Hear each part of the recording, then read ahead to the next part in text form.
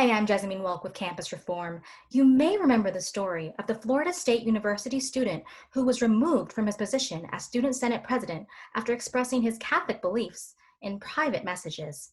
Well, now that student is filing a lawsuit against the university.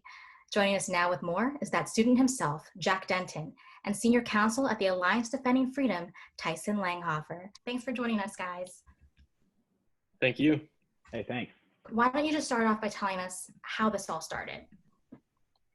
Yeah, so I have served in the Florida State University Student Senate for going on 3 years now. I've served in various positions of leadership, most recently as the Student Senate President. I'm also a devout Catholic, and I take part in a Catholic group chat where students can offer prayers and encouragement to each other through the group chat.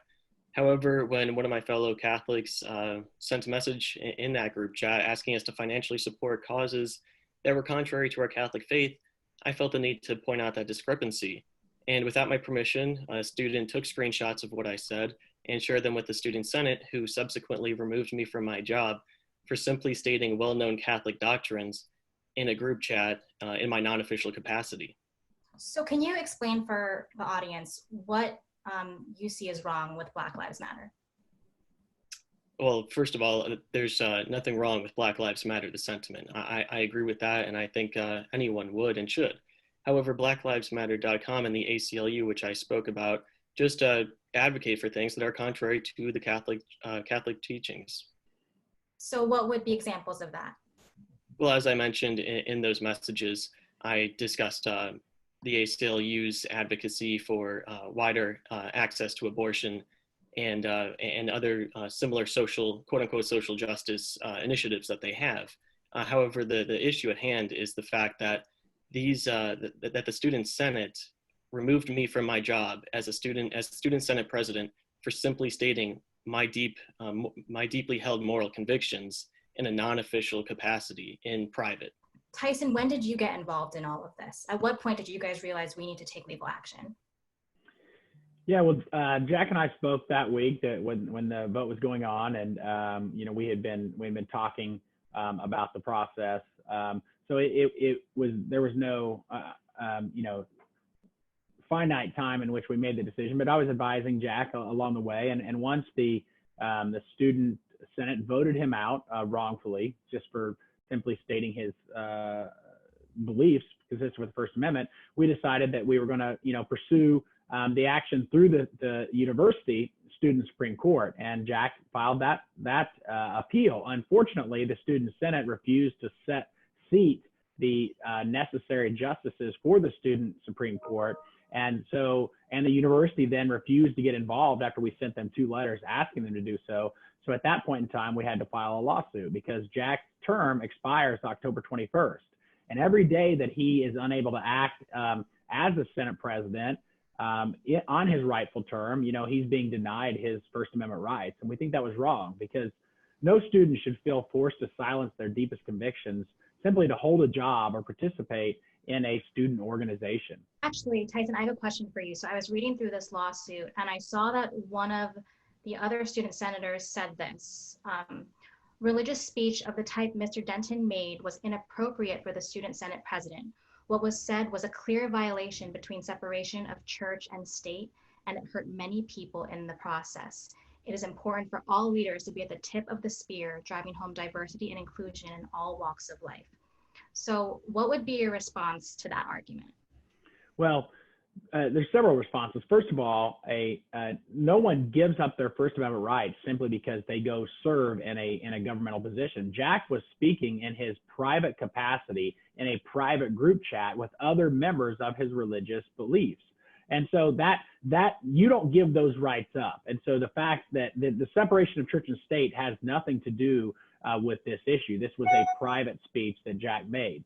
But secondly, the Student Senate is imposing a religious test for service of office. They're saying that people with Catholic views cannot serve as president of the Student Senate in Florida State, and that's just wrong. The Constitution specifically says that you cannot impose a religious test for office. So just like people with no faith or people of other faiths in the Senate, Jack's Catholic views don't disqualify him from simply serving as president. And frankly, what's really important to understand is Jack served for 2 years with distinction, and then he was elected by his peers to be the Senate president 8 months before. And he did a great job, and there was nothing they cited about him that said that he couldn't do his job. It was solely because they disagreed with his private religious views that they removed him. And that's a real problem because, you know, we have people of all kinds of different faiths on public university campuses, and all of those beliefs should be respected. Right. And I just want to be clear, Jack, did you tell people not to donate, or did you just point out why you disagreed with donating to the organization? I just pointed out that the organizations advocated for things that were contrary to what our faith taught, and that for that reason, I thought that they shouldn't financially support those causes. So what, at the end of the day, are you hoping to get out of this lawsuit? Well, I hope to have my constitutional rights restored and for the Constitution to be respected and recognized. You want your position back, essentially? Yes, I want to finish the remainder of my term. I took an oath, and I made the promise to give my 110% to the position of Student Senate President and to finish out that term, and that's what I intend to do. So if you did get your position back, would you do anything differently? I would continue working with the Senate, the executive branch, the same as I was before, with distinction and with respect for all. And Tyson, what's the latest in the case? Are there any updates? Yes, so we filed a motion for a preliminary injunction, which is basically a motion asking the court to reinstate Jack as president during the pendency of the lawsuit. And we had a hearing yesterday to schedule some dates. So now the defendants are required to file a response to that by next Friday. And then the hearing on that will be on September 29th. So our hope is that at that hearing, the court will grant our motion and would reinstate Jack as president while the lawsuit continues. Worst case scenario, you don't get your position back. What happens then? Well, we still have the ability to prevail. So even if the court doesn't grant that motion, we would continue on with the lawsuit because Jack has also lost salary. This is a salaried position, and so we're asking for Jack's salary that he has lost because of this unconstitutional removal to be paid to Jack. Because what people need to understand is that Jack is being paid pursuant to student fees, and these student fees Jack actually pays into. And those fees, the Supreme Court has made clear that you have to allocate those fees in a viewpoint neutral manner. And by removing Jack because of his viewpoints, they violated that, and so Jack is losing out on the benefit of the fees that he pays into. So Jack, for those watching, how did it feel seeing your colleagues, you know, ganging up on you? I saw that they had a change.org petition against you, and then were you friends, first of all, with the person who posted your text messages initially? I mean, I knew her. She was part of, the people who share these things were part of the Catholic Student Union community. And so I knew them, of course. And I was friends with a lot of the members of the Student Senate who voted to remove me. And as you could imagine, that was a pretty difficult experience.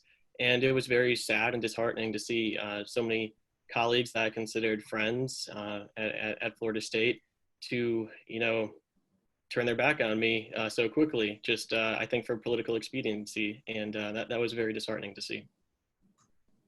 Do you feel like a lot of these people don't know what they're advocating for?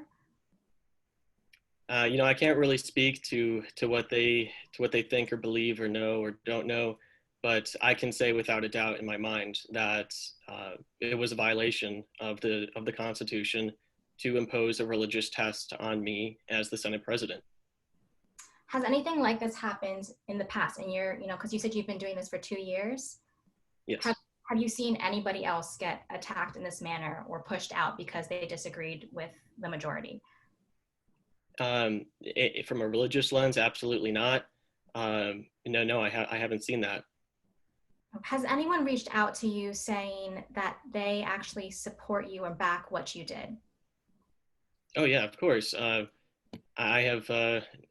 have received numerous messages and phone calls from students, family, friends, people that I don't even know, just reaching out to me, offering their support, encouragement, prayers, anything that they can do. Yeah, I received a lot of support, including from amongst the student body. Is there anything that you want to say to those who are listening? Yeah, I would just like to say that to religious students and non-religious students alike, when you walk on a college campus, you do not forfeit your right to freedom of speech or freedom of religion. Those are rights guaranteed to you, and you should feel to have the right to express yourself. Jack and Tyson, thank you so much for speaking with us today. We wish you the best. Thank you very much.